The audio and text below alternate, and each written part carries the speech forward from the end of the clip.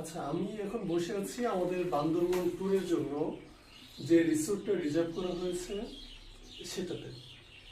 আমাদের রিসোর্টটার ব্যালকনি থেকে এরকম ভিউ পাওয়া যাবে বাইরের দিকে। বা এদিকে একটু দেখে দেন। এই পাশে হচ্ছে এখানে পাহাড় পাহাড়, সেগুন গাছ, তারপর হচ্ছে আদিবাসী পাড়া, এখানে চাকমা মারমা এরকম আদিবাসীরা থাকে। আর আমার পিছনে হচ্ছে নিচে এখানে শিমুল গাছ।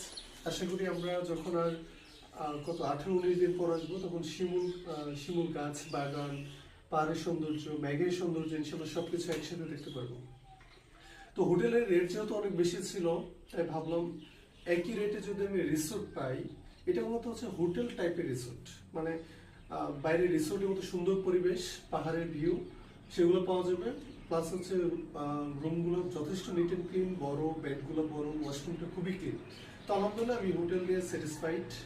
তো ইনশাল্লাহ কদিন পর আমরা আসতেছি এখানে।